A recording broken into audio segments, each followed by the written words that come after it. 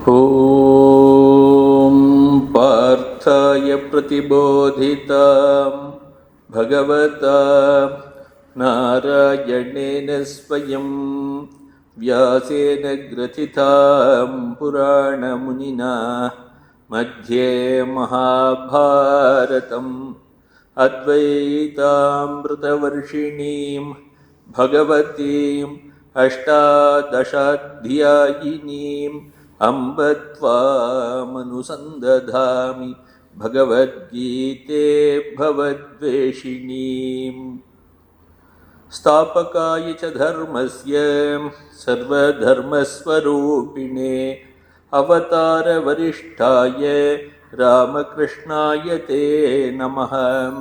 जननीं शारदां देवीं रामकृष्णं जगद्गुरुं पादपद्मे तयो श्रुत्वा प्रणमामि मुहुर्मुहुः। नमः श्रीयतिराजाय विवेकानन्दसूरये सच्चित्सुखस्वरूपाय स्वामिने तापहारिणे।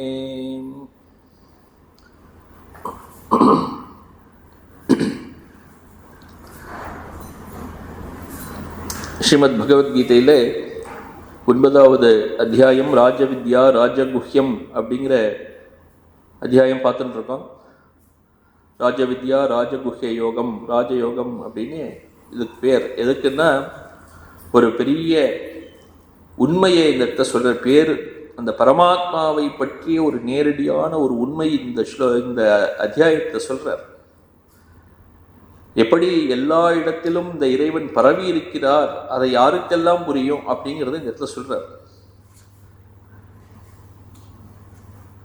இறைவனோட நிர்குண தத்துவத்தை சொல்லும்போது மயா ததபிதம் சர்வம் ஜெகத் அவ்யக்த மூர்த்தினா அப்படின்னு ஆரம்பிக்கிற, இந்த உலகம் முழுக்கவும் நான் பரவி இருக்கிறேன் அப்படின்னு சொன்னார்.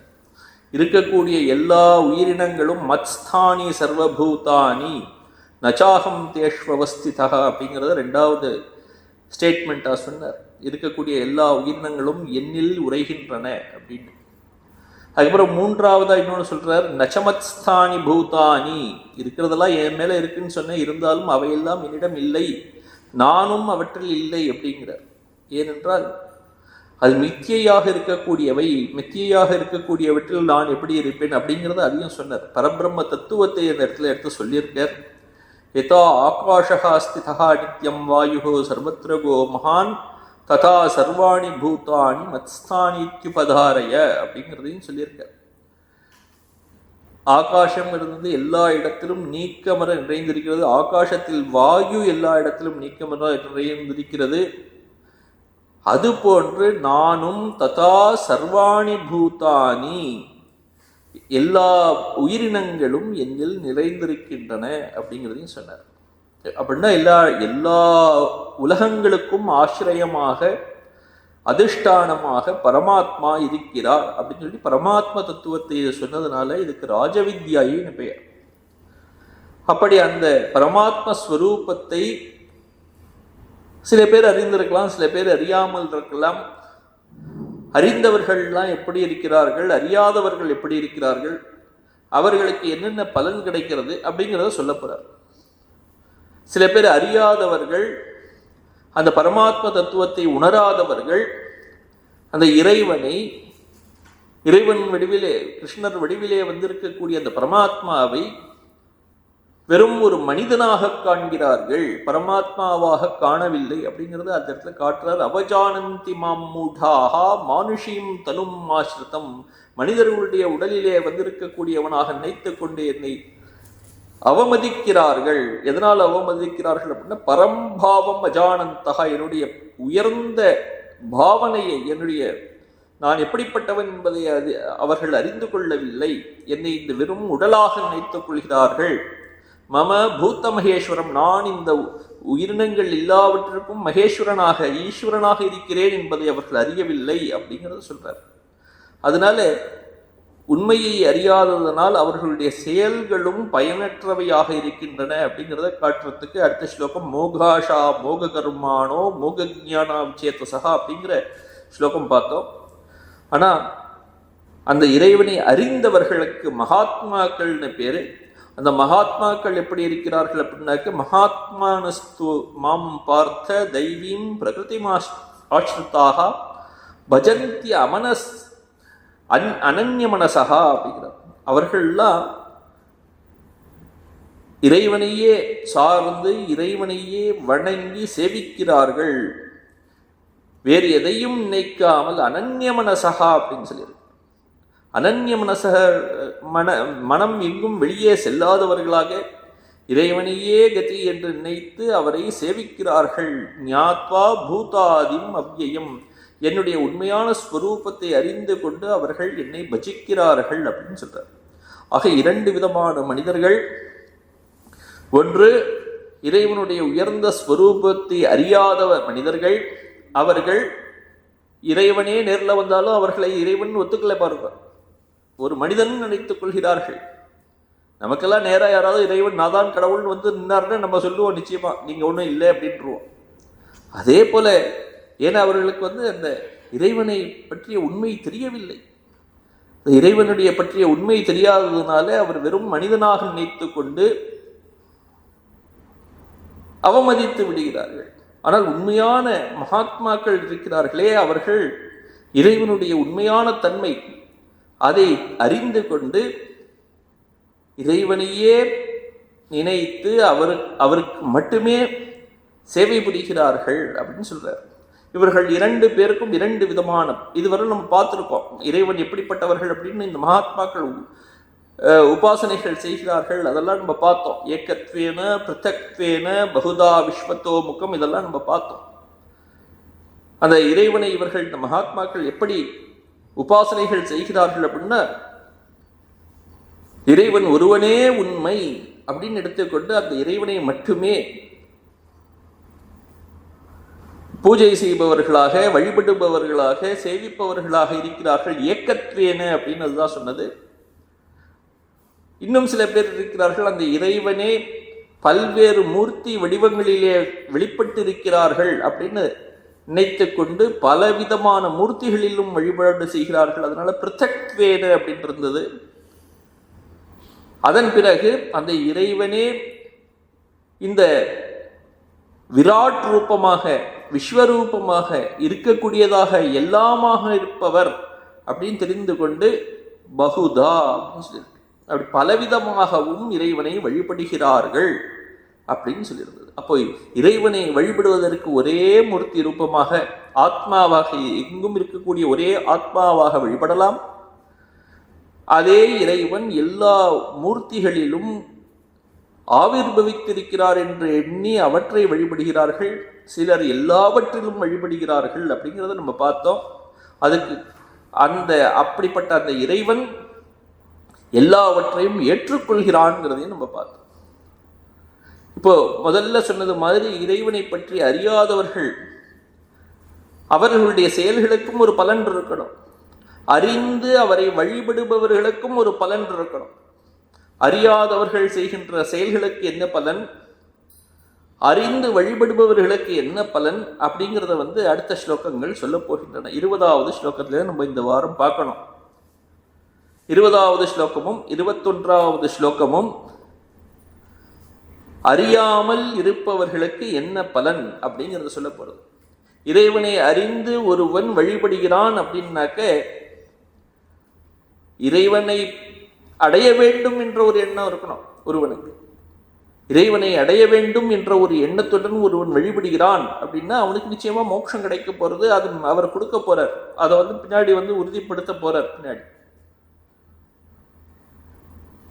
இறைவனை பற்றி நினைக்காமல், இறைவன் வேண்டுங்கிற ஒரு எண்ணமே இல்லாமல் இருக்கக்கூடிய மனிதர்களுக்கு என்ன பலன் கிடைக்க போறதுங்கிறது இந்த இடத்துல 20வது ஸ்லோகத்திலையும் 21லையும் சொல்ல போறார். மனிதர்கள்ல 2 வகை இருக்கு. ஒருவர் இறைவனை அடையணும்னு முயற்சி செய்யக்கூடிய முமுட்சுக்கள்.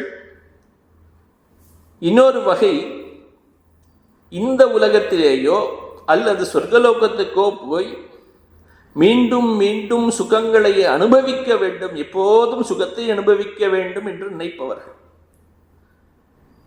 அப்படி சுகத்தை அனுபவிக்க வேண்டும் என்று நினைப்பவர்களை பற்றி இந்த 20வது ஸ்லோகமும் 21வது ஸ்லோகமும் பேசப் போகின்றன.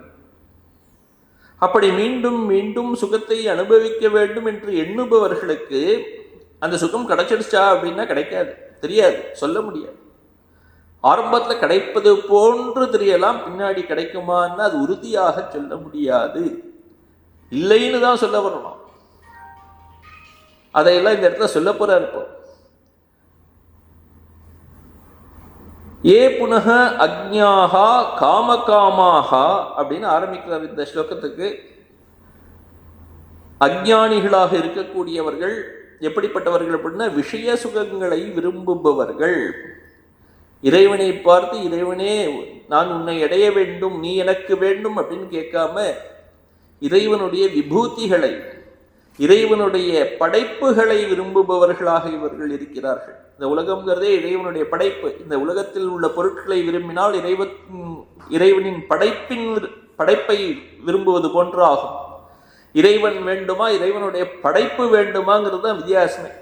முமுட்சுக்களுக்கு இறைவன் வேண்டும், மற்றவர்களுக்கு இறைவனின் படைப்புகள் வேண்டும். இந்த உலகமோ அல்லது சொர்க்கலோகமோ எதுவாக வேண்டுமானாலும் இருக்கலாம். அப்போ இறைவனின் படைப்பை விரும்புபவர்கள் எதை பெறுகிறார்கள் இந்த இடத்துல சொல்லுறார். த்ரைவித்யாமாம் சோமபாஸ்பூத பாபாஹ யக்ஞைரிஷ்ட்வா ஸ்வர்கதிம் பிரார்த்தயந்தே தே புண்ணியமாசாத்திய சுரேந்திரலோகம் அஷ்ணந்தி திவ்யான் திவிதேவ போகான் அப்படின்னு அடுத்த ஸ்லோகத்தையும் படிச்சிருவோம். தேதம் புக்வா ஸ்வர்கலோகம் விஷாலம் க்ஷீணே புண்ணியே மர்த்தியலோகம் விஷந்தி ஏவம் த்ரயீ தர்மமனுப்பிரபன்னாக கதாகதம் காமகாமா லபந்தே. அந்த இடத்துல கடைசியில் சொல்லும்போது காமகாமாக லபந்தே அப்படின்னு சொல்லிட்டார். காமகாமாக அப்படின்னாக்க இந்த உலக பொருட்களை விரும்புபவர்கள் இதை பெறுகிறார்கள் அப்படின்னு அர்த்தம். எதை பெறுகிறார்கள்ங்கிறது இப்போ சொல்ல போற பின்னாடி. இறைவனை வேண்டாமல் மற்றவற்றை, விஷயங்களை, பொருட்களை விரும்புபவர்கள் எத்தனையோ பொருட்களை கேட்கிறார்கள், பிரார்த்திக்கிறார்கள் இறைவனிடம். எனக்கு இது வேண்டும், அது வேண்டும், பரீட்சையில பாஸ் பண்ண வேண்டும், நல்ல வேலை கிடைக்க வேண்டும், இப்படி எத்தனையோ விதமான மனதில் உள்ள ஆசைகளை எல்லாம் இறைவனிடம் வேண்டுகிறார்கள். அவர்கள் வேண்டுவதெல்லாம் எப்படி இருக்குங்கிறது இந்த இடத்துல சொல்றார். வேண்டிக்கிறது மட்டும் இல்லை, வேண்டிக் கொள்ளணும்னா அதுக்கு முன்னாடி சில வேண்டியதை பெற வேண்டும் என்றால் அதற்கு சில வழிமுறைகள்லாம் இருக்கு. இறைவனிடம் சென்று ஒரு சுவாமிஜி சொல்லும்போது we are trading in love அப்படிம்பார். நான் இதை உனக்கு கொடுக்கிறேன், நீ எனக்கு அதை கொடு அப்படின்னு. எக்ஸாம்ல பரீட்சையிலே நான் பாஸ் செய்தால் இந்த கோவிலுக்கு வருகிறேன் அப்படின்னு ஒரு வேண்டிக்கிறது. இதுதான் ட்ரேடிங் இன் லவ் அப்படிங்கிறது. இதை செய்தால் அதை செய்கிறேன் அப்படின்னு. கோவிலுக்கு இவன் போனான் அப்படின்னா அவனுக்கு நிச்சயமா ஒரு புண்ணியம் உண்டு, இல்லைன்னு சொல்லலை. அந்த புண்ணியத்தினால் அவனுக்கு ஏதாவது ஒரு இது நல்லதும் நடக்கலாம். அந்த புண்ணியத்தினால் நடக்கக்கூடிய ஒரு செயல், நடக்கக்கூடிய ஒரு பலன், பெறக்கூடிய ஒரு பலன் நிலைத்த பலனா அப்படிங்கிறது தான் கேள்வி. இந்த உலகம் என்பது ஒரு சம்சார சக்கரம்னு சொல்றோம். பிறப்பும் இறப்பும் பிறப்பும் இறப்பும் மாறிக்கொண்டே இருக்கக்கூடியது இந்த உலகம்.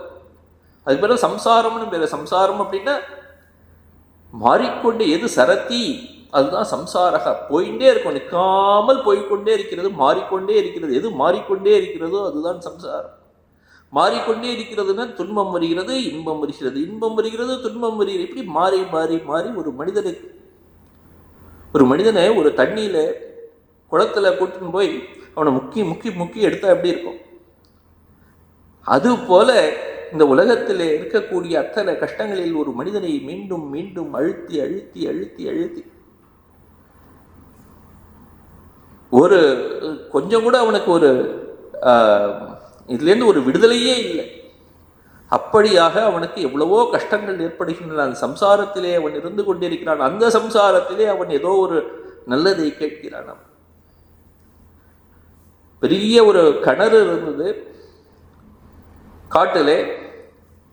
யாரோ ஒருவன் காட்டிலே நடந்து சென்று கொண்டிருந்தான். ஒரு புலி அவனை துரத்தியதுன்னு வேகமா ஓடுறான். போற வழியில பார்த்தா இந்த கிணறு இருந்தது, கிணற்றிலே விழுந்து விடுகிறான். அந்த கிணற்றின் கரையிலே ஒரு பெரிய ஒரு ஆலமரம் இருந்தது. ஆலமரத்திலேருந்து ஒரு பெரிய விழுதுகள்லாம் இருக்கும் இல்லையா, அந்த விழுதுகள் அந்த கிணற்றின் உள்ளேயும் நீட்டி கொண்டிருந்தன, தொங்கிக் கொண்டிருந்தன.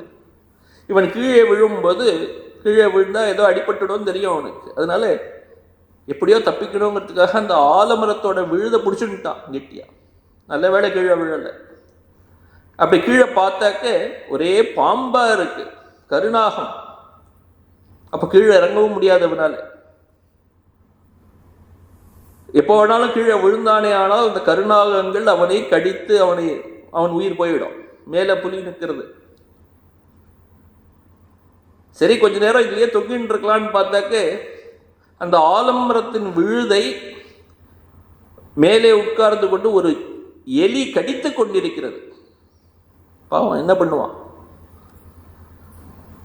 அந்த நேரத்தில் பார்த்து ஆலமரத்தில் மேலே திரும்பி பார்த்தாக்க ஒரு பெரிய தேனீக்கள்லாம் ஒரு பெரிய ஒரு தேன்கூட்டை கட்டி வச்சிருக்கு. அதுலேருந்து ஒவ்வொரு சொட்டா தேன் கீழே விழறது. அந்த தேனை இவனுடைய வாயிலே பட்டு இவனுக்கு கொஞ்சம் நல்ல சுவையை கொடுக்கிறது. இந்த நேரத்திலே அவன் சுவையை விரும்புவானா, இல்லை எப்படி தப்பிப்பதுங்கிறத நினைப்பானா? இந்த உலகம் நமக்கு அப்படிதான் இருக்கு.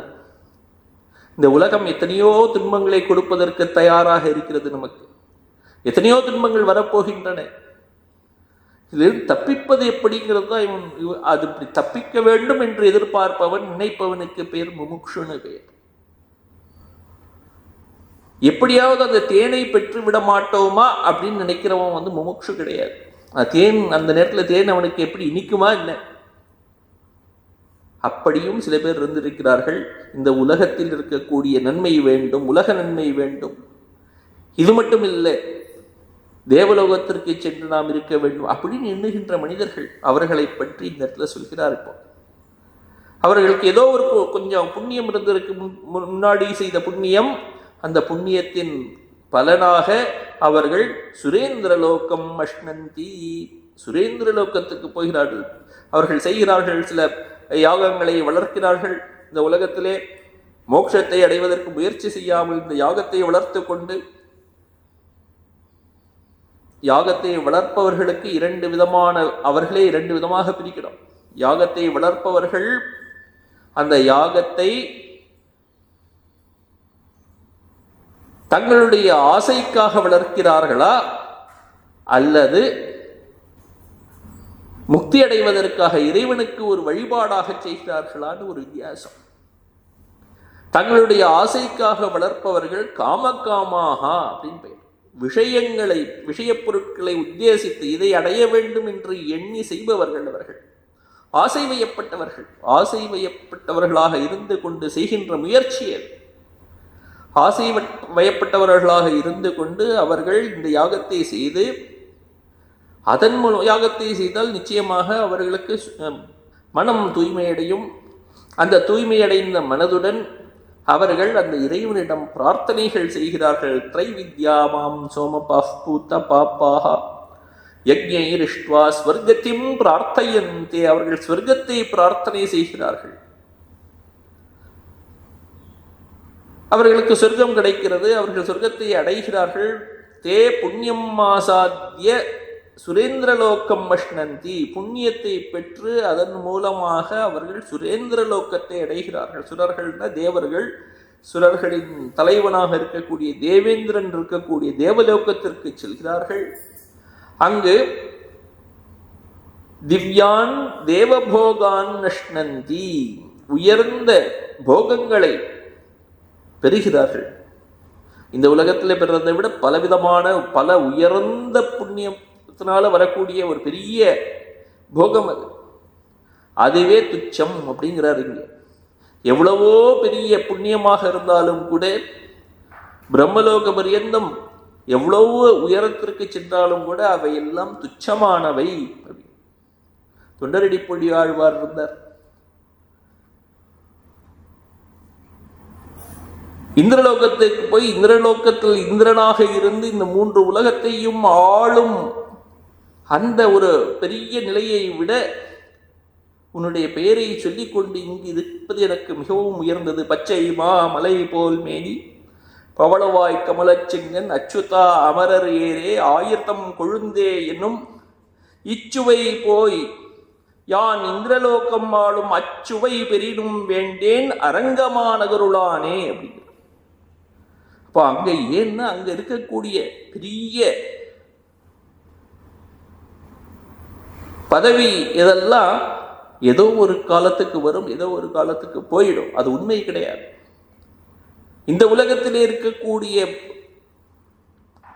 அனுபவங்கள்லாம் எப்படி மாறிக்கொண்டே இருக்கின்றதோ அதே போல அங்கு கிடைக்கக்கூடிய அனுபவங்களும் மாறிக்கொண்டே இருக்கக்கூடியவை, மாறுபவை. இந்த உலகத்திலே நமக்கு இன்பம் வந்தால் இதற்கு பிறகு துன்பமே வராதுன்னு சொல்ல முடியுமா என்ன? அதுபோல அந்த உலகத்திலும் இன்பம் வந்து விட்டது, இதன் பிறகு துன்பமே வராது அப்படின்னு சொல்லவே முடியாது. அந்த சுரேந்திர லோகத்துக்கு போனாலும் தேவலோகத்துக்கு போனாலும் அவன் கீழே வந்தேதான் ஆக வேண்டும். அவன் அந்த இந்திரலோகத்துக்கு போறான் அப்படின்னா அந்த போவதற்கு உண்டான ஒரு புண்ணியம் செய்திருக்கணும் இல்லையா? அந்த ஒரு பெரிய புண்ணியத்தை எடுத்துட்டு அவன் அவ்வளோ உயரத்துக்கு போறான். அங்கு போய் அவன் எல்லாவற்றையும் அனுபவிக்கிறான். எவ்வளவுக்கு எவ்வளவு அனுபவிக்கிறானோ அவ்வளவுக்கு அவ்வளவு அவனுடைய புண்ணியம் குறையப் போகிறது. இவனுடைய கர்மங்களால், செயல்களால், புண்ணிய காரியங்களால் அவன் சம்பாதித்த புண்ணியம் கொஞ்சம் கொஞ்சமாக குறையப் போகிறது.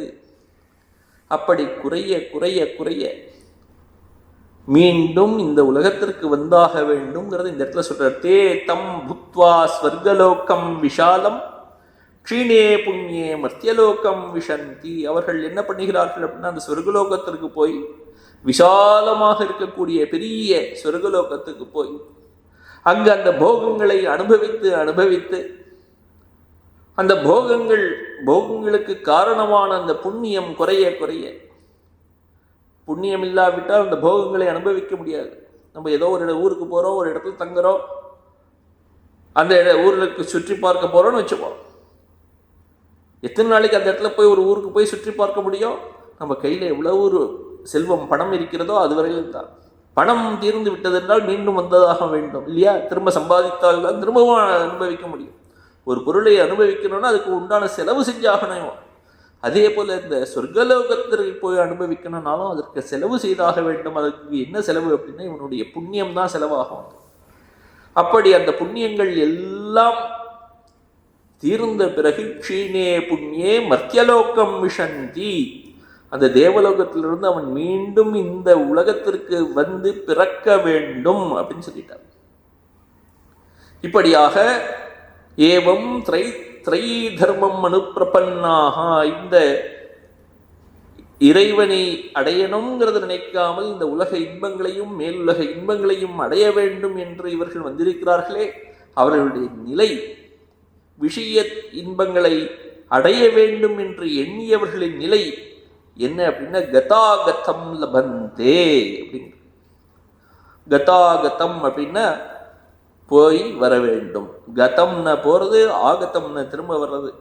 அவர்கள் போய் வருகின்ற நிலைமையை அடைகிறார்கள். திரும்ப திரும்ப போயிட்டு போயிட்டு வரணும் அப்படின்னா திரும்ப திரும்ப திரும்ப திரும்ப பிறந்து பிறந்து பிறந்து இறக்கப் போகிறார்கள். சம்சாரம்னு பேர். சம்சார சக்கரத்தில் மாட்டிக்கொண்டு புனரப்பி ஜனனம் புனரப்பி மரணம் இப்படின்னு மீண்டும் மீண்டும் பிறப்பதும் இறப்பதுமாக, இதுவே ஒரு விளையாட்டு மாதிரி, ஒரு சுழல் மாதிரி இருந்து கொண்டு, ஒரு பூச்சி ஒன்று இருக்கு ஈசல் அப்படின்னு, கார்த்தால பிறக்கும். காலங்கார்த்தால நம்ம போகும்போது பார்த்தாக்க ஒரு அந்த விளக்கு இருந்ததுன்னா கிடுகிடுகிடு அத்தனை அந்த ஒரு தரையிலேருந்து அப்படி ஆயிரக்கணக்கில் அப்படி எழுந்து வரும். பொந்துலேருந்து வெள்ளை 5 நிமிஷத்துல எல்லா வெள்ளும் செத்து போயிடும். இப்படி பிறக்கிறது, அது இறக்கிறதுக்காகவே பிறந்த மாதிரி இருக்கும். அப்படி நம்மளுடைய வாழ்க்கையும் மனிதர்களுடைய வாழ்க்கையும் ஒரு சுழல் மாதிரி. மீண்டும் பிறவி வேண்டேன் அப்படின்னு அத்தனால்தான் அத்தனை பேரும் பெரியோர்கள் எல்லாம் வேண்டாம், பிறவி என்பது வேண்டாம், பிறவி என்பது ஒரு அவ்வளவு துன்பகரமானதுன்னு திரும்ப திரும்ப சொல்கிறார்கள். யாருக்கெல்லாம் அது புரிஞ்சதோ அவர்கள் உடனே இந்த உலகம் வேண்டாம், இது வேண்டாம் அப்படின்னு சொல்லி, இந்த விஷயங்களிலே சுகம் இல்லை என்பதை திரும்ப திரும்ப சொல்லி அந்த இறைவனையே அடைய வேண்டும் என்பதற்காக இறைவனை மட்டுமே நினைத்து கொண்டு இறைவனுக்காகவே வாழ்க்கையை நடத்துவார்கள். அப்படிப்பட்டவர்கள்தான் விஷய சுகம் வேண்டாம்னு சொல்லக்கூடியவர்கள். அவர்களுக்கு தான் நிஷ்காமாகான்னு பெயர். நிஷ்காமாக அப்படின்னாக்க இறைவன் மட்டும்தான் வேண்டும், வேறெதுவும் வேண்டாம் என்று சொல்பவர்கள். முன்னாடி சொன்னவர்கள் காமகாமாகா, விஷயப்பொருட்கள் வேண்டும் என்று கேட்டவர்கள். விஷயப்பொருட்கள் வேண்டும் என்று கேட்டவர்கள் இறைவனை விட்டுவிட்டு இறைவனுடைய படைப்பை வேண்டுபவர்கள். இறைவன் மட்டுமே வேண்டும், எனக்கு இறைவனுடைய படைப்பு வேண்டாம் அப்படின்னு சொல்பவர்கள் நிஷ்காமாகான்னு பேரு. அவர்களை ஆச்சாரியர் எழுதும்போது சம்யக் தர்ஷினகா அப்படின்னு காட்டுறார். அவர்களை ஞானிகள் அப்படின்னு சொல்கிறார் இவர். அவர்களுக்கு புரிஞ்சு போச்சு, இந்த உலகம்ங்கிறது ஒருவனை திரும்ப திரும்ப சுற்றி ஒரு சுழல்ல மாட்டி அடிக்கிறது. எப்படியாவது தப்பிக்கணும்னு நினைத்து கொண்டு விட்டார்கள், புரிந்து கொண்டு விட்டார்கள். அதனால் அவர்களுக்கு ஞானிகள் என்று பேர். அவர்கள் தான் சம்யக் தர்ஷினகா அப்படிங்கிறார். ஏ புனகா நிஷ்காமாக சம்யக் தர்ஷினகா. அவர்கள் எப்படி இருக்கிறார்கள் அப்படின்னாக்க அனன்யாச்சிந்தயந்தோ மாம் ஏஜனாஸ் பர்யுபாசதே தேஷாம் நித்யாபியுக்தானாம் யோகக்ஷேமம் வகாம்யகம். அப்படி அவர்கள் எப்படிப்பட்டவர்கள் அப்படின்னா அனன்யாச்சிந்தயந்தகா. அப்பா, இதுதான் அது ஞானிகளுடைய ஒரு உயர்ந்த நிலை. மாம் சிந்தையந்தக, என்னை பற்றியே நினைக்கிறார்கள். என்னைன்னு அவரே சொல்லும்போது யாரு? அவருடைய உடலை பற்றி சொல்லவில்லை, மனதை பற்றி சொல்லவில்லை. எப்போதும் கிருஷ்ணர் நான் அப்படின்னு சொன்னார்னாக்க இந்த உடலை சொல்றதில்லை. உடலுக்கு பின்னால் இருக்கக்கூடிய மனம், பிராணன், புத்தி இவற்றை எல்லாம் சொல்லாமல் உள்ளே இருக்கக்கூடிய ஆத்மாவை, பரமாத்மாவை சொல்வார். அதனால அனன்யா சிந்தையந்தகா மாம், என்னை அவர்கள் அந்த பக்தர்கள் நினைக்கிறார்கள் அப்படின்னு சொல்லும்போது அந்த பரமாத்மாவை அவர்கள் நினைக்கிறார்கள் அப்படின்னு சொல்றார். ஏ ஜனாகா மாம் சிந்தையந்தக, எந்த மனிதர்கள் என்னையே நினைக்கிறார்களோ, இந்த பரமாத்மாவையே நினைக்கிறார்களோ. எப்படி நினைக்கிறார்கள் அப்படின்னாக்க அனன்யாச்சிந்தயந்தகா. அந்நியம் அப்படின்னா வேறு, அந்நியமானவன் அப்படின்னா வேறானவன் அர்த்தம். அந்நியன் அப்படின்னா வேறானவன்.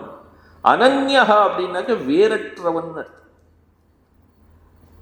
எனக்கும் அவனுக்கும் ஒரு வித்தியாசமும் இல்லை, நானும் அவரும் வேறல்ல என்று நினைப்பவர்கள். ஜீவாத்மாவும் பரமாத்மாவும் வேறல்ல, நான் ஜீவனாக இருக்கலாம், நான் இந்த பரமாத்மாவுடன் ஒன்றானவன் என்று எண்ணுபவனுக்கு தான் அனன்யகான பேர். அனன்யனாக இருந்து கொண்டு நான் அந்த பரமாத்மாவாகவே இருக்கிறேன் அப்படின்னு நினைத்து கொண்டிருப்பவன், அப்படின்னு தியானம் செய்யக்கூடியவன். பர்யுபாசத்தை, அவன் அந்த இறைவனையே உபாசனைகள் செய்து கொண்டிருக்கிறான். அவன் அந்த இறைவனையே போய் அடையப் போகிறான். யார் உலகத்தை விரும்புகிறானோ உலகம் அவனுக்கு கிடைக்க போறது, அவனுடைய புண்ணியமும் போகிறது, திரும்பவும் இங்கு பிறக்க போறான். ஆனால் யார் ஒருவன் நான் அந்த பரமாத்மாவாகவே இருக்கிறேன் என்று தன்னுடைய பரமாத்மாவை உபாசனைகள் செய்கிறானோ தேஷாம் நித்யாபியுக்தானாம் யோகக்ஷேமம் வகாம்யகம் அப்படிங்கிறார். அப்படிப்பட்ட ஒரு மனிதர்களுக்கு அவர்கள் எப்படி இருக்கிறார்கள்? நித்யாபியுக்தானம், நித்தியமாக என்னையே தியானம் செய்பவர்களாக, தங்களுடைய மனதை என்னிலேயே வைத்து எப்போதும் தியானம் செய்பவர்களாக இருக்கிறார்கள். அவர்களுக்கு யோகக்ஷேமம் வகாம்யகம், நான் யோகத்தையும் க்ஷேமத்தையும் கொடுக்கிறேன் அப்படின்னு. இது ஒரு கிருஷ்ணர் சொல்லக்கூடிய ஒரு பெரிய ஒரு வரம். பக்தர்களுக்கு இவர் சொல்லக்கூடிய, கிருஷ்ணர் சொல்லக்கூடிய ஒரு உறுதிமொழி. மற்றதெல்லாம் ஒரு விதிப்படி நடக்கிறது, ஒரு லா போட்டிருக்க. இந்த உலக சுகங்களை யார் அனுபவிக்கிறார்களோ அவர்களுடைய புண்ணியம் கரைந்து போகட்டும்னு ஒரு லா போட்டிருக்கார், விதி, ரூல். அந்த ரூல் படி நடக்கிறது, அதில் இவர் தலையிடுறதே இல்லை. ஆனால் எந்த மனிதன் உலகம் வேண்டாம் இறைவனே வேண்டும் என்று நினைத்துக் கொண்டு அந்த இறைவனையே பிடித்துக் கொண்டிருக்கிறானோ அவனுக்கு எந்த ரூலும் இல்லை. அவனுக்கு வேண்டியதை எல்லாம் நான் செய்கிறேன் அப்படின்னு இவர் சொல்றார். ஆச்சாரியர் எழுதுறார், பின்னாடி பார்க்கலாம். அனன்யாக அப்ருதக் பூதாக பரம் தேவம் நாராயணம் ஆத்மத்தேனகதாக. அந்யகான வேறானதுன்னு சொன்னோம், அனன்யகா அப்படின்னா வேறற்றது, வேறில்லாமல், நானும் அவனும் வேறு அப்படின்னு எண்ணாமல், பரம் தேவம் நாராயணம் ஆத்மத்தேனகதாக, அந்த பரமாத்மாவாக இருக்கக்கூடிய அந்த நாராயணனை, பரமாத்மாவை தன்னுடைய ஆத்மாவாக யார் எண்ணிக்கொண்டிருக்கிறார்களோ அவர்களுக்கு அனன்யாகான பேரு. அவர்கள் சிந்தையந்தோ மாம், என்னை பற்றி யோசிக்கிறார்கள், சிந்திக்கிறார்கள், தியானிக்கிறார்கள். அப்படி தியானிக்கின்ற மனிதர்கள் ஏ ஜனாகா ஏவம் தியாயந்தி, அவர்கள் பர்யுபாசத்தை, என்னை உபாசனைகள் செய்கிறார்கள். அப்படி உபாசனைகள் செய்யக்கூடியவர்களை அவர்கள் ஏன் என்னை பற்றி செய்கிறார்கள் அப்படின்னா அவர்களுக்கு உண்மை தெரிந்து விட்டது. இந்த சம்சாரம் என்பது அழிக்கக்கூடியதுங்கிற உண்மை தெரிந்து விட்டது. சம்சாரத்திலிருந்து தப்பிப்பதற்கு வழி இருக்கிறதுன்னு புரிந்து கொண்டவர்கள் அவர்கள். அந்த வழி இந்த ஆத்மாவை அடைந்தால் கிடைக்கும் என்று தெரிந்து கொண்டவர்கள். அதனால்தான் அவர்கள் ஞானிகள். சம்யக் தர்ஷினகான்னு சொன்னார். அந்த சம்யக் தர்ஷினக, சம்யக்னா நன்றாக அர்த்தம், நன்றாக புரிந்து கொண்டவர்கள். அந்த நன்றாக புரிந்து கொண்டவர்கள் எதை புரிந்து கொண்டார்கள் அப்படின்னாக்க அந்த பரமாத்மாவை பற்றி புரிந்து கொண்டு விட்டார்கள். அதனாலதான் இந்த இடத்துல பரமார்த்த தர்ஷினாம் அப்படின்னு போட்டார். பரமாத்மாவை அறிந்து கொண்டவர்கள் அவர்கள். உள்ளே இருக்கக்கூடிய அந்த பரமாத்மாவை அறிந்து கொண்டார்கள். அந்த உள்ளே இருக்கக்கூடிய பரமாத்மா தான் நான். இந்த முண்டகோபனிஷத்துல ஒரு உதாரணம் இருக்கு. ஒரே ஒரு மரம், அந்த மரத்திலே 2 பறவைகள் இருந்தன. அந்த 2 பறவைகள், சம்சாரம்ங்கிற மரம், ஒவ்வொரு மனிதனுக்கும் ஒரு சம்சாரம் இருக்கு. இந்த உடலே ஒரு சம்சாரம். சம்சாரம்னா இந்த எது மாறி மாறி செல்லக்கூடியதோ அதற்கு பெயர் சம்சாரம்னு பெயர்.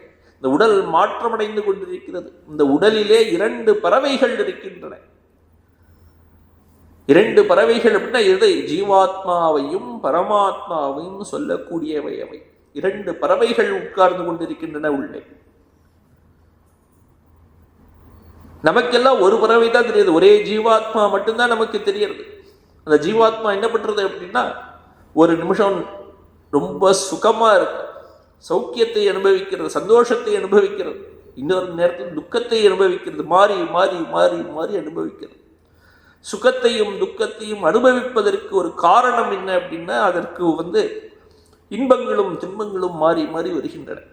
பறவைக்கு 2 பழங்கள் கிடைக்கிறது போல, பறவை ஒரு பழத்தை எடுத்து சாப்பிடுகிறது, அது சுவையாக இருக்கிறது, இனிமையாக இருக்கிறதுன்னா சந்தோஷம் அனுபவிக்கிறது. ஏதோ ஒரு பழம் கசப்பாக இருக்கிறதுனா துன்பத்தை அனுபவிக்கிறது. அதுபோன்று இந்த ஜீவாத்மாவும் இந்த உலக சுக்கங்களையும் துன்பங்களையும் மாறி மாறி அனுபவித்து கஷ்டப்பட்டு கொண்டே இருக்கிறது. இன்பத்தை அனுபவிக்கும் போது ஏதோ ரொம்ப சந்தோஷமாக இருந்து கொண்டு ரொம்ப தன்னையே உயர்வு பேசிக்கொண்டு இருக்கு. இப்பொழுது கஷ்டத்தை அனுபவிக்கிறதோ அப்போது வாடி போய் சோர்ந்து போய் எங்கேயாவது நன்மை கிடைக்காதா அப்படின்னு தேட ஆரம்பிக்கிறது. தேடுதல் அப்போதுதான் வருது. துன்பத்தை அனுபவிக்கும் போது அந்த தேடுதல் வருகிறது. தேடுதல் வரும்போது கடைசியில உள்ளே இருக்கக்கூடிய இன்னொரு பறவையை பார்க்கிறது. உள்ளே இன்னொரு பறவை இருக்குங்கிறது அப்பதான் தெரியுது. எப்பொழுது துன்பம் வருகிறதோ அப்பதான் தெரியும். அதுவரையிலும் இன்பத்தில் இருக்கும்போது தன்னை பற்றியே பெரிதாக நினைத்துக் கொண்டிருக்கிறதே தவிர வேறொன்று இருக்குங்கிறதையே தேடுவதில்லை. அப்போ துன்பம் வரும்போது வேறு என்ன இருக்குன்னு ஒரு தேடுதல் வரும்போது அந்த இன்னொரு பறவையை பார்க்கிறது. அந்த இன்னொரு பறவை தான் பரமாத்மா. அந்த பரமாத்மா இன்பத்திலும் துன்பத்திலும் பங்கு பெறாமல் தன்னில் தானே ஆழ்ந்து அமைதியாகவும் ஒரு கம்பீரத்துடனும் அமர்ந்து கொண்டிருக்கிறது. அதில் இருக்கின்ற அமைதி எங்கும் பரவி இருக்கிறது. அந்த இருக்கக்கூடிய பிரபஞ்சம் முழுதும் அந்த அமைதி பரவி, அதை இந்த ஜீவாத்மா என்ற பறவை பார்த்து விட்டு அந்த பரமாத்மாவை அடைந்தால் நமக்கும் அந்த அமைதி கிடைக்கும் அப்படிங்கிற ஒரு எண்ணத்துல மேல போறதாம் கொஞ்சம் கொஞ்சமா. துவா சுபர்ணா சயுஜா சகாயா சமானம் விரக்ஷம் பரிஷஸ்வஜாதே தயோஹோ அந்யஹா பிப்பலம் ஸ்வாத்து அத்தி அனஷ்ணன் அந்யோ அபிச்சாகஷீதி அப்படின்னு அந்த உபனிஷத் சொல்லி கொடுக்கிறோம். அப்படி அந்த இரண்டு பறவைகளும் இருந்து உண்டு. இந்த கீழே இருக்கக்கூடிய அந்த ஜீவாத்மாங்கிற பறவை கொஞ்சம் கொஞ்சமாக மேலே இருக்கக்கூடிய பரமாத்மாவை நோக்கி சென்று சென்று சென்று அப்ப கீழே இருக்கக்கூடிய ஜீவாத்மாங்கிறது இன்ப துன்பங்களுக்கு ஆட்படுகிறது. இன்பத்தை பார்த்தா ஓடுறது, துன்பத்தை பார்த்தா பயந்து ஓடுறது, விலகி ஓடுறது. பரமாத்மா இன்பத்தை கண்டும் அருகில் செல்வதில்லை, துன்பத்தை கண்டு விலகியும் ஓடுவதில்லை. இந்த ஜீவாத்மா இப்படியாக இருந்து கொண்டு கடைசியில கொஞ்சமா அந்த பரமாத்மா கிட்ட வந்த உடனே அப்புறம் கடைசியில் அதுக்கு ஒண்ணு என்ன தெரியறது அப்படின்னா, தனக்குன்னு ஒரு இண்டிவிஜுவல் எக்ஸிஸ்டன்ஸ், தான் என்ற இது கிடையாது. அந்த மேலே பரமாத்மா எது இருக்கிறதோ அதனுடைய ஒரு பிரதிபலிப்பு தான் நான் தெரிஞ்சுக்கிறது. பிரதிபலிப்பு எப்படி வேற இரண்டாவதாக இருக்க முடியும்? அதோட ஒன்று, பரமாத்மாவும் ஜீவாத்மாவும் ஒன்று, ஐக்கியம்ங்கிறது அந்த இடத்துல அவருக்கு தெரிய வரும். அந்த ஐக்கியத்தை தான் இந்த இடத்துல அனன்யாகாங்கிற வார்த்தை சொல்றது. ஐக்கியம் அந்த இரண்டும் ஒன்று, என்னை விட அவன் வேறானவன் அப்படிங்கிற ஒரு எண்ணம் சிறிதும் இல்லாமல் பரமாத்மாவும் ஜீவாத்மாவும் ஒன்று என்ற எண்ணத்திலே யார் அந்த பரமாத்மாவை தியானம் செய்து கொண்டிருக்கிறார்களோ அவர்கள் அந்த பரமாத்மாவிலேயே எப்போதும் இருந்து கொண்டிருப்பார்கள். அந்த பரமாத்மாவை விட்டு வெளியே வராதவர்கள். அதனால நித்யா அபியுக்தானாம் அப்படின்னு சொன்னார்.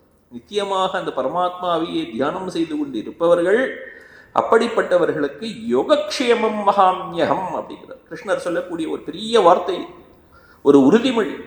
என்னையே யார் நம்பி இருந்து கொண்டிருக்கிறார்களோ, என் மீது யார் தியானம் செய்து கொண்டிருக்கிறார்களோ அவர்களுடைய தேவைகளை நான் பூர்த்தி செய்கிறேன் அப்படிங்கிற ஒரு வாக்குறுதி கொடுத்திருக்காரு இந்த இடத்துல. யோகக்ஷேமம் அப்படின்னா தேவைகள் அப்படின்னு அர்த்தம். தேவைகளை நான் பூர்த்தி செய்கிறேன் அப்படின்னு சொல்லிட்டார். சுவாமி விவேகானந்தர் இருந்தார், அவருடைய தந்தையார் இருந்தார். தந்தையார் ஒரு நீதிமன்றத்திலே ஒரு பெரிய வழக்கறிஞராக இருந்ததுனால அவருக்கு நல்ல வருமானம் இருந்தது. வீட்டிலும் வருமானம் எங்கெல்லாம் இருக்கிறதோ அங்கு நிறைய சுற்றத்தார்கள் இருப்பார்கள், நண்பர்கள் இருப்பார்கள். எத்தனையோ பேர் வந்து போய் கொண்டிருந்தார்கள் வீட்டிற்கு. இவர் எல்லோருக்கும் கடன் கொடுத்து கொண்டிருந்தார். தன்னுடைய வருமானத்தை விட அதிகமாக கடன் கொடுத்தவர். எங்கிருந்தோ கடன் வாங்கி கடன் கொடுத்து கொண்டிருந்தார். திடீரென்று ஒரு நாள் இறந்து விட்டார். யாரிடமிருந்தெல்லாம் கடன் வாங்கினாரோ அவர்களெல்லாம் கேட்க ஆரம்பித்து விட்டார்கள். கடன் வாங்கியவர்கள் எல்லாம் யாரும் இல்லை, போயிட்டார்கள். தெரிஞ்சு போச்சு இனிமே இந்த இடத்துல கிடைக்காதுன்னு. கடனை கொடுக்க வேண்டிய பொறுப்பு நரேந்திரரின் தலையிலே விழது. அவருக்கோ வேலையும் இல்லை, படிப்பும் முடிக்கவில்லை. எங்கெங்கெல்லாமா வேலைக்கு எங்கேயாவது வேலை சென்று பெற்று விடலாம் சொல்லி எத்தனையோ ஆஃபீஸா அலுவலகமாக சென்று ஏறி இறங்கி எந்த இடத்துலையும் ஒரு நல்ல வேலை கிடைக்கல. தந்தையார் இருந்த போது எவ்வளவோ சிறப்பாக இருந்த ஒரு பெரிய குடும்பம், இவர் இல்லாத போது அப்படியே நசித்து போகிற அளவுக்கு வந்துருக்கு. அடுத்த வேளை உணவிற்கு என்ன செய்வோம் தெரியாத அளவு.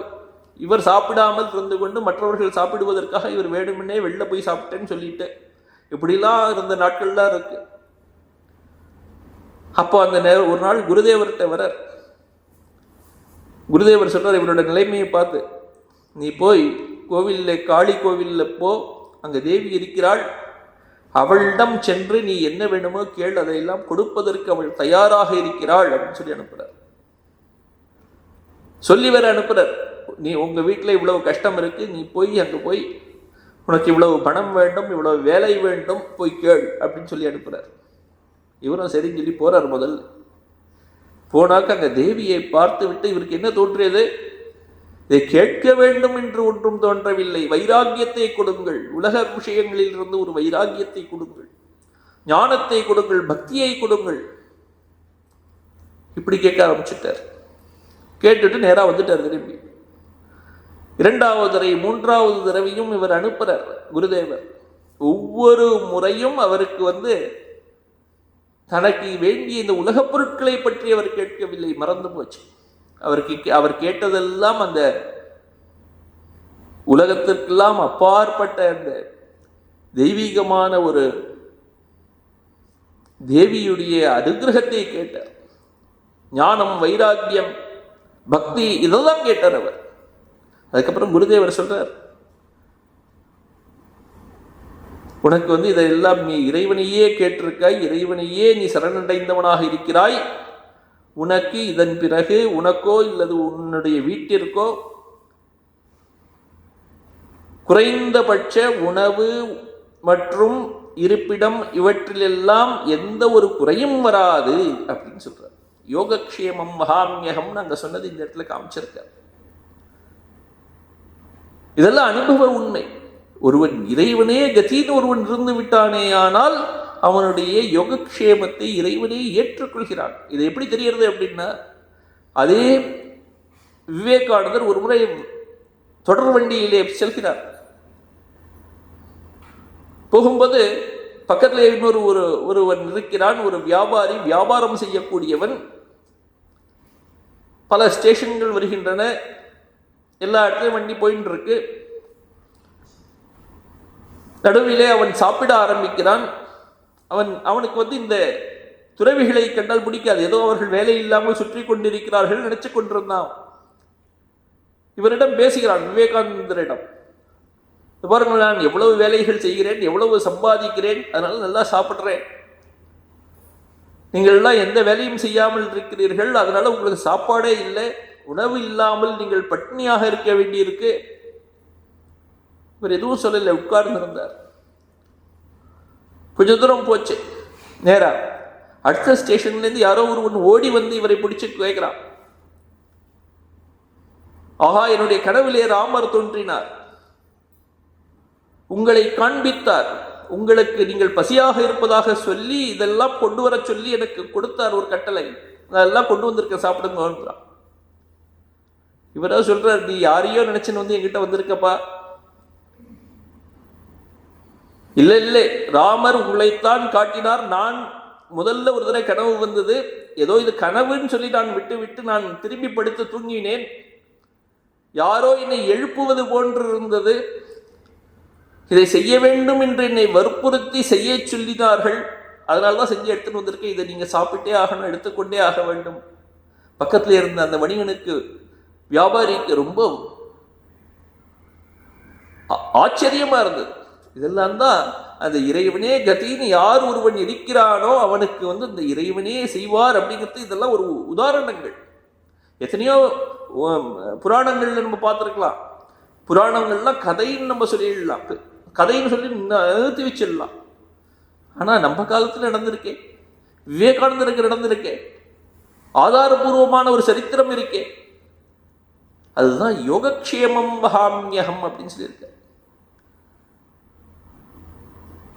சங்கரர் கிருஷ்ண பரமாத்மா சொல்லும்போது 4 விதமான பக்தர்கள் இருக்கிறார்கள் அப்படின்னு ஆரம்பிக்கிறார். சதுர்விதா பஜந்தே மாம் ஜனாஹா சுக்ருத்தினோர்ஜுன அப்படின்னு 4 விதமான மனிதர்கள் என்னை பஜிக்கிறார்கள், சேவிக்கிறார்கள், வணங்குகிறார்கள்.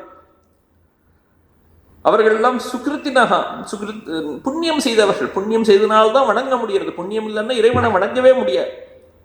யார் யார் அப்படின்னாக்க, துன்பத்தில் உழல்பவர்கள், துன்பத்தில் ரொம்ப கஷ்டப்பட்டு கொண்டிருக்கிறார்கள், ஆர்த்தகான பேர். துன்பத்தில் இருக்கிறவர்கள்லாம் என்னிடம் வந்து என்னை வணங்குகிறார்கள், எனக்கு இவ்வளவு துன்பத்தில் இருக்கிறேன், என்னை காப்பாத்து அப்படின்னு கேட்கிறார்கள். இரண்டாவதாக இருக்கக்கூடியவர்கள் ஜிக்ஞாசு. இறைவன் ஒருவர் இருக்கிறானா, அவன் யார், அவனை அறிந்து கொள்ள வேண்டும் அப்படிங்கிற ஒரு ஆசை இருப்பவர்கள் ஜிக்ஞாசு. அந்த அப்படிப்பட்டவர்களும் என்னை வந்து வணங்குகிறார்கள். அர்த்தார்த்தி, இந்த உலகப் பொருட்களை விரும்புகின்ற மனிதர்கள் இருக்கிறார்கள். இந்த செல்வம் வேண்டும், அது வேண்டும், இது வேண்டும் என்று கேட்பவர்கள் இருக்கிறார்கள். அப்படிப்பட்டவர்களும் என்னை வந்து வணங்குகிறார்கள். நான்காவதாக ஒருவன் வந்து வணங்குகிறான், அவன் யார் அப்படின்னா அவனுக்கு தான் ஞானி என்று பெயர். ஞானி சார்த்தோ ஜிக்ஞாசு அர்த்தார்த்தி ஞானீச்ச பரதர்ஷப. இப்படி 4 விதமான மனிதர்கள் வந்து என்னை வணங்குகிறார்கள். அந்த 4 பேரிலே ஞானி இருக்கிறானே, அவன் என்னை எப்போதும் நினைத்து கொண்டிருப்பவன். மற்றவர்கள்லாம் எப்பயாவது அவர்களுக்கு தேவை ஏற்படும் போது நினைப்பார்கள். ஆனால் அந்த ஞானி என்னையே எப்போதும் தியானம் செய்பவனாக இருக்கிறான். தேஷாம் ஞானி நித்தியயுக்தா, நித்தியயுக்தனாக இருக்கிறான். அதுதான் இந்த இடத்துல சொல்லிட்டார். தேஷாம் நித்யாபியுக்தானாம் யோகக்ஷேமம் மகாமியகம். அந்த நித்தியயுக்தனாக யார் இருக்கிறான் அந்த ஞானி, அவனுக்கு அந்த யோகக்ஷேமத்தை நான் கொடுத்து விடுகிறேன் அப்படின்றார். ஏனென்றால் அவன் எனக்கு மிகவும் பிரியமானவன். அவனை நான் அவன் என்று நினைப்பதில்லை, அவனை நானாகவே அவனுக்கும் எனக்கும் ஒரு வேறுபாட்டை நான் காணவே இல்லை. ஞானித்து ஆத்மைவமே மதம் அப்படிங்கிறார். அவன் ஞானி, அவன் என்று நான் நினைக்கவில்லை, அவனும் நானும் ஒன்று அப்படிங்கிறார். அதனாலதான் அப்படி அவனும் நானும் ஒன்றாக இருப்பதனால் அவனுக்கு நான் இந்த யோகக்ஷேமத்தை கொடுக்கிறேன் அப்படின்னு அந்த இடத்துல சொல்றார். அவனுக்கு வேண்டிய தேவைகளை நான் பூர்த்தி செய்கிறேன் அப்படின்னு சொல்றார். இந்த இடத்துல ஒரு பூர்வ பக்ஷி ஒரு சின்ன கேள்வி கேட்கிறார். அதுக்கு ஒரு பதில் இருக்கு. ஒரு பூர்வ பக்ஷி என்ன கேட்கிறார் அப்படின்னா, அது போன்ற ஞானிக்கு மட்டும்தான் தேவைகளை பகவான் பூர்த்தி செய்கிறாரா, மற்றவர்களுக்கும் தான் செய்கிறார் அப்படிங்கிறார். அதுக்கு இந்த இடத்துல பதில் சொல்றார். கேள்வி என்ன அப்படின்னா, அந்நேஷாம் அப்படி பக்தானாம் யோகக்ஷேமம் மகத்தியேவ பகவான். பகவான் வந்து எல்லோருக்கும் யோகக்ஷேமத்தை கொடுக்கிறாரே, மற்றவர்களுக்கும் தான் கொடுக்கிறார், அது போல ஞானிக்கு மட்டும்தான் கொடுக்கிறாரா என்ன அப்படின்னு கேள்வி. பதில் என்ன அப்படின்னா, மற்றவர்கள் கேட்டு கொடுக்கிறார், இவன் கேட்காமல் கொடுக்கிறார். அதான் விஷயம். மற்றவர்கள் அவர்களே முயற்சி செய்து கொண்டு தன்னுடைய தேவைகளை பூர்த்தி செய்து கொள்கிறார்கள். இவன் தன்னுடைய முயற்சி இல்லாமல் இருக்கிறான், இறைவனே கொடுத்து கொண்டிருக்கிறார். எப்படி விவேகானந்தர் தன்னுடைய முயற்சி இல்லாமல் இருந்தாரோ, அப்படியே அவருக்கு யோகக்ஷேமம் வந்ததோ, தேவைகள் நிறைவேறித்தோ, அது போல இருக்கிறார்கள். திரௌபதி இருந்தால் சபையிலே துயில் உரிக்கின்ற நிலை. தன்னுடைய புடவையை அவள் பிடித்து கொண்டிருந்தாள். எத்தனை நேரம் தன்னுடைய புடவையை அவள் பிடித்து கொண்டிருந்தாலோ அதுவரையில் கிருஷ்ணன் வரல.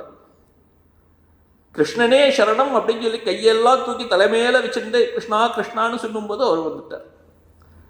இறைவன் மட்டுமே இருக்கிறான், அவன்தான் காப்பாற்ற வேண்டும், வேற யாரும் இல்லை அப்படிங்கிற ஒரு நிலைக்கு வந்த உடனே அவன் வந்து விடுகிறான். அதுதான் அந்த இடத்துல சொல்லியிருக்கு.